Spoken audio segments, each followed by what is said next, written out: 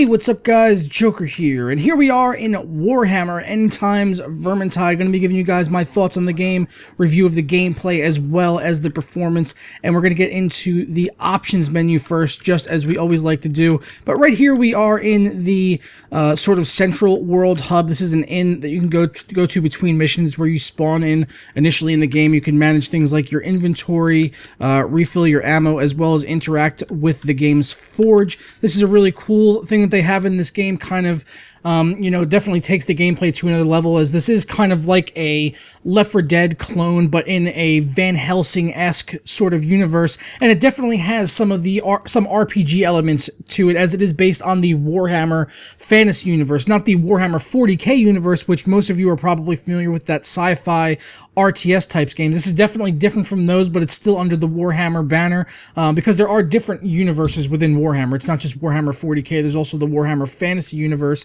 and that's what this is set in. But in the forge here, you can basically add different weapons that you have in here and kind of salvage them into fusing better weapons. So if I were to take these things here and I could just drag them in there basically, and if I had 5 items available that would actually be compatible, then I could fuse one right now, but I don't have enough things to fuse it. But basically you could put them in here and then hit that fuse button, and then it'll basically spit you out a random weapon. So it's definitely an interesting way of crafting weapons, being that it is based on chance. You can also upgrade weapons in here. If you were to add something in here, you can add different gems that you unlock and find throughout the game world, and you could just put those in there and they will give you different buffs to your weapon types. And you could also salvage weapons as well to get more equipment for basically crafting your weapons. So definitely a nice element there, having that forge included on top of just being kind of like a, co-op sort of fun dungeon crawly type Left 4 Dead game, to have that RPG element of leveling up your character and having the forge and stuff. And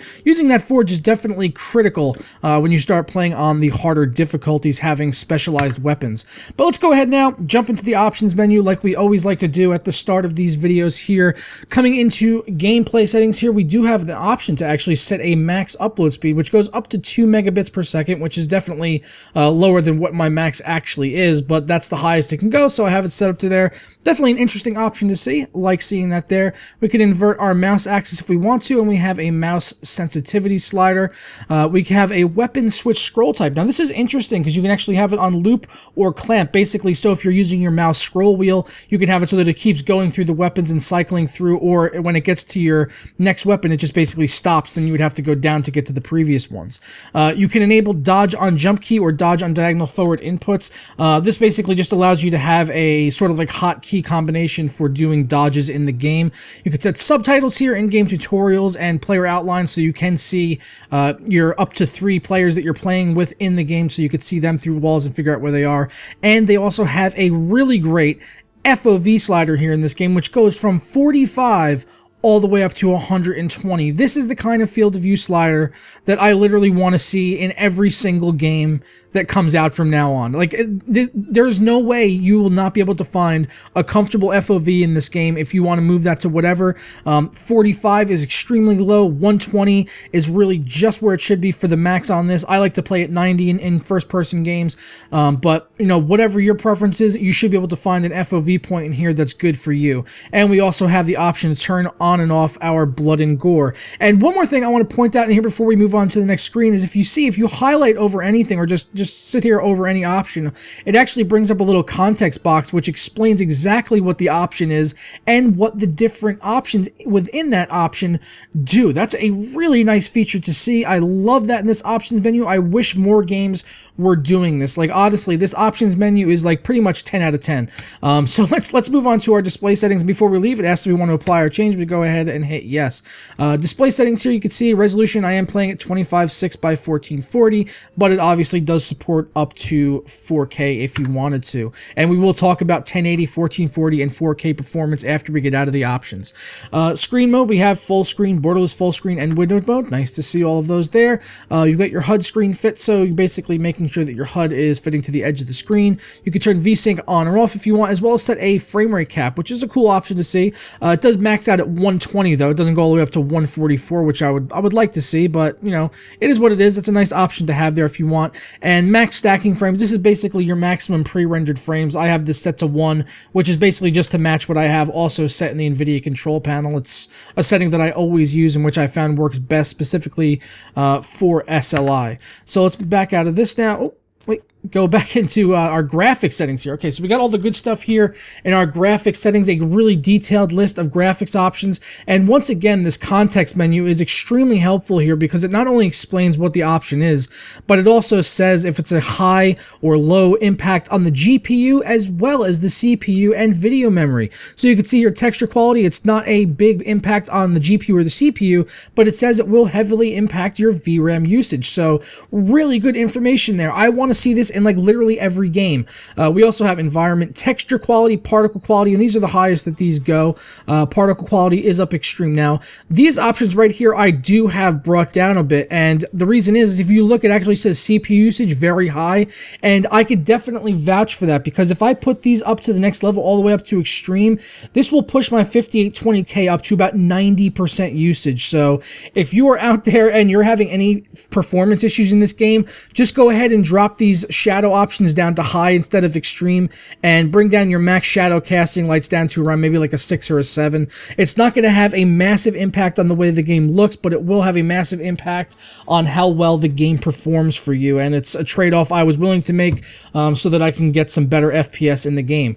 Animation LOD distance we could set here, physics debris, scatter density, they have a percentage slider here, and blood decal amount, again, wants a slider here. For anti-aliasing, they do have temporal anti-aliasing as well as FXAA. I would have liked to have seen SMAA, maybe a couple more options in here, a couple of different, maybe like a 2 times or a 4 times, but you know, it's kind of nitpicking because otherwise this options menu is fantastic. Motion blur, that's something I just choose to leave off. We've got screen space ambient occlusion, screen space reflections, depth of field, bloom, light shafts, and finally skin shading rounds up the menu here. The graphics options anyway, and we'll go into our audio settings as well. And I'm trying to discard my changes there, and okay. Anyway, we're in the audio settings now. We've got our master volume slider, VoIP you could turn on or off, as well as you could set a hotkey in the key bindings if you want to.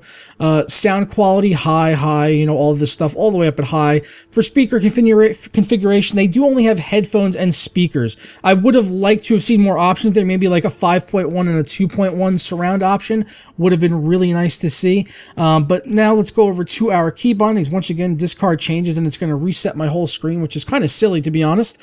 We can rebind our keys here. No option for secondary keys or anything like that, but you can rebind all of your keys, so you can find whatever's going to work for you. And we do have a gamepad settings in here, but really nothing too customizable as far as gamepads are concerned. Okay, so we got to look at the options there. Now let's talk about performance. Now, for you guys that watch my channel, you probably already know this, but for people that don't, for testing this, I ran it on my main system as well as my test system. In my main system, I have 2 GTX 980 Ti's along with an i7 5820K and 16 gigabytes of RAM. DDR4, that is, begins as an X99 system.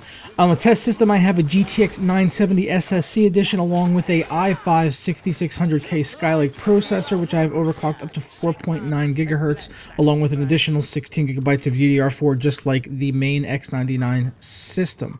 So first looking at on the X99 system where I have the SLI set up, I will say that SLI, as of right now, is not working in the game. They don't have a dedicated SLI profile for this title, but I do think that the second card is being utilized maybe for some physics-based calculations, because when I am playing the game, I am noticing that my second GPU is running at about 10% usage. Now, normally this would happen if the second card was being used for something like advanced PhysX on the NVIDIA technology. I don't see any options in the game for advanced PhysX or anything like that from NVIDIA, any proprietary tech like that, but being as that second card is being utilized in some way, it just leads me to believe that it's doing something there, but it's not giving the full SLI experience and like giving, like, you know, near double the performance scaling like I'd like to see. playing at 1440p, which is what I've done the majority of my playing on. Getting anywhere from 60 to 100 frames. There were some times where I would get odd dips down below 60 frames, but I found adjusting some of these shadow options, which go all the way up to extreme, which are really, really CPU intensive. With these options turned all the way up, I would see my CPU go as high as 90% usage, and that's on a 6-core 5820K with hyper-threading. So that's probably one of the most CPU taxing things I've ever seen from a game. The only other thing that gets my CPU use that much is when I'm rendering at videos. So really, really CPU intensive with those options turned all the way up. So if you are having any performance issues with Warhammer Vermintide, definitely look at some of those options if their CPUs maybe being a bottleneck there, and try tweaking some of those shadow options for sure. But I didn't have any trouble running this game at 1080 or 1440 on the 980 Ti, with the second one doing whatever it was doing. And at 4K, it was definitely a little bit more of a struggle. I would have had to have tweaked some options there. I wasn't maxing out on VRAM. At 1440, I'm using about 4,000 to 4,500 megabytes, while at 4K, I was using just over 5 gigabytes. So it's definitely a VRAM taxing game if you're trying to play with all the textures and everything up full whack and you're doing like 4K.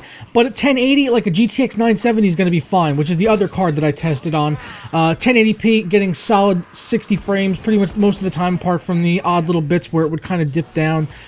You know, like I said, if I had it all the way up to extreme, but I just tweaked those options down to high, and it was perfectly playable at 1080p on the 970. At 1440, it was playable as well. It was getting around 50 to 60 FPS, so if you just go in there, maybe tweak a couple little options, you should be able to get 60 frames solid on a GTX 970. And with those shadow options turned down as well on the i5 6600K, I was seeing about 70% CPU usage, so an i5 was definitely enough to handle this game as long as you tweak those shadow options that I went over in the options menu.